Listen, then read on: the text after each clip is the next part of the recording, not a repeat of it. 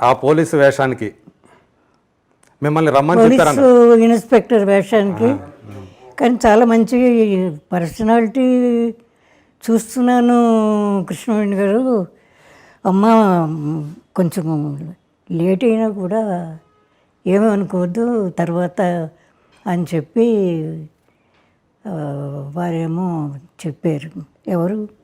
LV Prasad గారు. LV Prasad.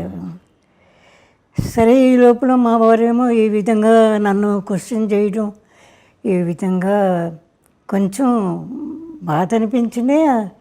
కానీ నేను తలచింది మాత్రం వదిలిపెట్టను, చేసి తీరుతాను.